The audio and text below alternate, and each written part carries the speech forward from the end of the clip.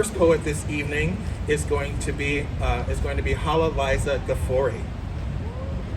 Indeed.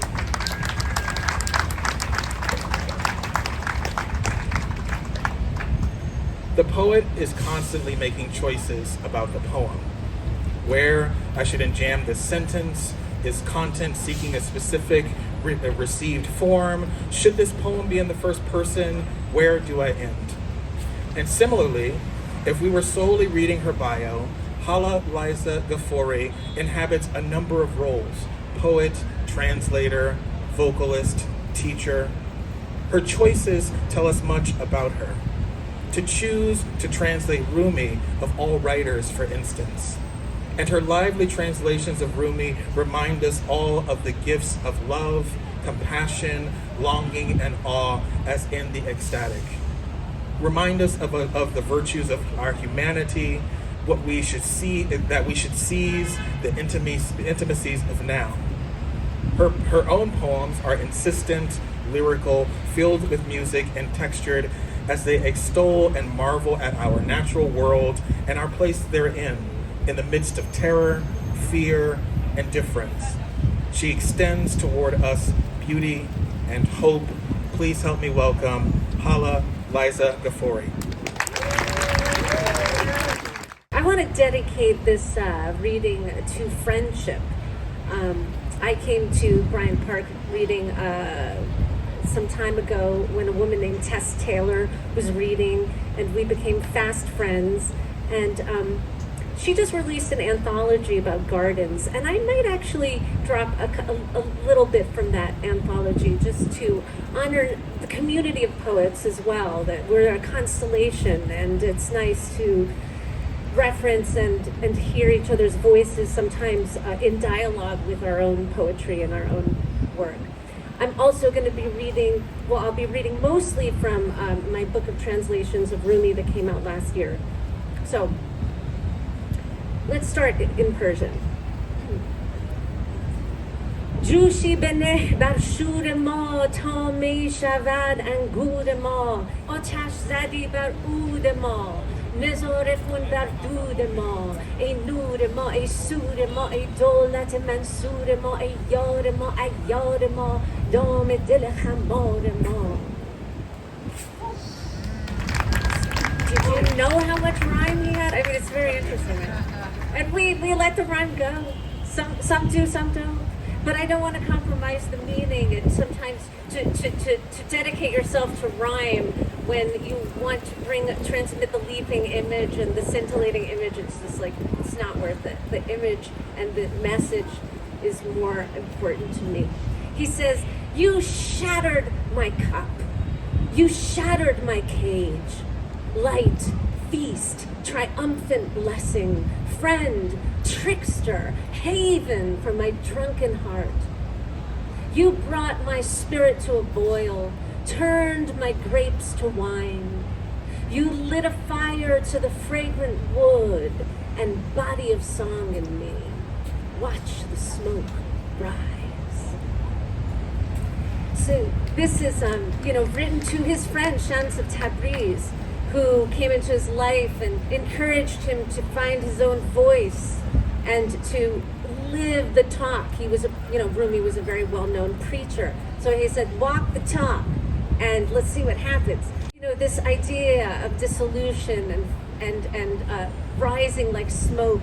And he says, when I am not. When I am not, I am. So this simultaneity of both vanishing and deep diving into essential existence, the poet's job. I think of Tom Gunn, and that is from Tess Taylor's book, when he says, for a second, I float free of personality. I die into my senses, into the unglossed, unglossable, sweet, and transporting smell. He's talking about fennel, the fragrance of fennel. Into the unglossable, sweet and transporting smell. That very agent that releases me, holding me here still as well, holding me here as well. So that simultaneous experience, it makes me think also of Feeding the Worms by Danusha Limaris. Ever since I found out that earthworms have taste buds all along the delicate pink strings of their bodies, I pause, dropping apple peels into a compost bin. Imagine the dark, writhing ecstasy, the sweetness of apples permeating their pores. I offer beets and parsley, avocado and melon, the feathery tops of carrots. I always thought theirs a menial life, eyeless and hidden, vulgar almost. Though now it seems they bear a pleasure so sublime, so decadent, I want to contribute however I can, forgetting a moment my place on the menu. Speaking of that ecstatic, and Sufism and Rumi's poetry invite us to raise the bar on what's possible emotionally and say, you know what, we actually can feel very ecstatic on this planet, even though maybe consumeristic culture doesn't really support that. It's actually within our range of emotion is the ecstatic. And he says, gardener, this is Rumi, gardener, listen. Thunder beats the drum, clouds pour the wine. The garden is drunk, the meadow is drunk, the buds and thorns all drunk. Whirling sky, watch how the elements whirl. Water is drunk, air is drunk, earth is drunk, fire is drunk. Don't even ask about the unseen. Intellect is drunk, imagination is drunk, and the grand mysteries of existence, the eternal mysteries, they're the drunkest of all. Liberate yourself from the tyranny of self. Be humble as soil, and you will see each particle of soil is drunk on love by the Creator's design. In winter, the trees are still drunk. The roots are secretly sipping wine. Another poem about friendship. He says, this is a lovely one. This one has been useful, actually. This is one of those functional poems that a couple people have told me that they've sent it to family members and it has enabled them to converse after many years and after some schisms. So, let's love each other, my friend. Let's cherish each other before we lose each other. You'll long for me when I'm gone. You'll make a truce with me. So why put me on trial while I'm alive? Why adore the dead but battle the living? You'll kiss the headstone of my grave. Look, I'm lying here, still as a corpse, dead as stone. Kiss my face instead. This is a really good one.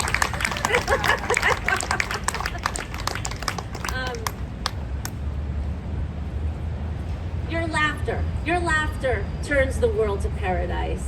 It tears through me like fire. It teaches me. Reborn in emptiness, I emerge laughing, here to learn from love new depths of laughter. I've been short on courage, but I have a heart of sunlight straight from the king's hand. I stir up laughter even in those who fear joy. Crack open my shell, steal the pearl, I'll still be laughing. It's the rookies who laugh only when they win. Last night, the spirit of dawn came to my room, gave me a lesson in laughter. Our blazing roars lit the morning sky. When I'm sulky as a rain cloud, laughter still flashes through me. It's the habit of lightning to laugh through a storm. Look at the furnace. Look at the stones. See the glowing red veins? Gold, laughing in fire, daring you Prove you're no fake. Laugh even when you lose. We are fodder for death. So learn to laugh from the angel of death. He laughs at the jeweled belts and crowns of kings. All that splendor is just on loan. Treetops erupt in laughter, petals rain down. Laugh like the bud of a flower hugging the ground. Its hidden smile opens to a laugh that lasts a lifetime. Here's one of his wonderful confessional ones. Who am I? Who am I? He asks. Who is this I? Prey to so many temptations, dragged this way and that, drawn to the ear like a string of a bow, shot forth like an arrow. The moment I close the door, an order from destiny lands on my roof. Am I a star in the zodiac, cycling through houses of fortune and disaster, laughing in one, weeping in another? Am I a star in the zodiac, cycling through houses of fortune and disaster, laughing through one, weeping in another? One moment I speed like wind, the next I'm a loafer. One moment I'm fire, the next a flash flood. Now I'm levitating above the plains, now I'm plodding through deserts and towns. Where do I come from? What rung do I stand on? In what market am I for sale?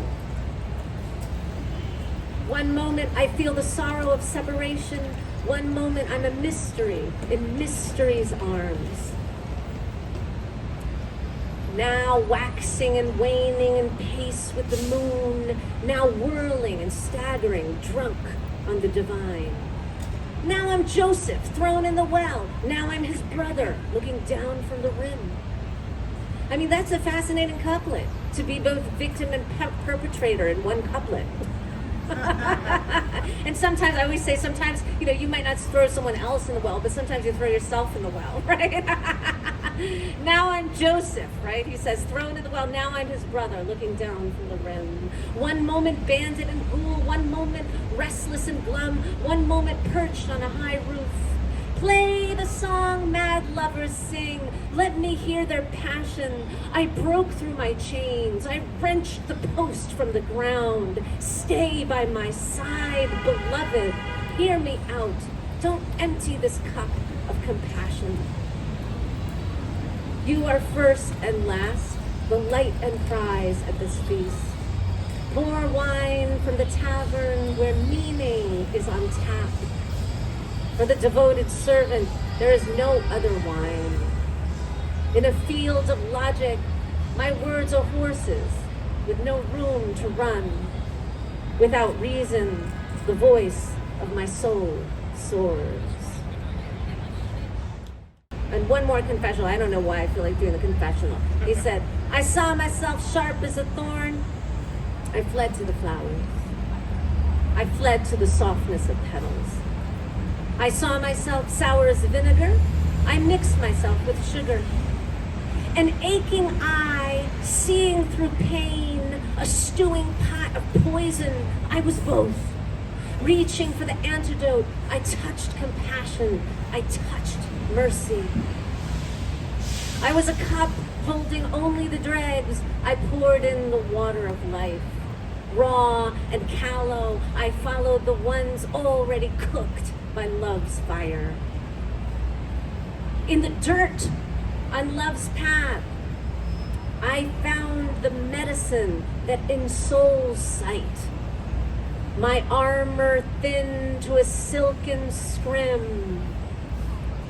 My armor thin to a silken scrim. I sifted the soil that gives vision to the blind. Love said, yes, you have arrived. But don't think it's your doing. I am wind, you are fire. I stoke your flames. Because we always have to come back. We always have to come back to love. I mean, it's a practice. Thank you so much. Thank you.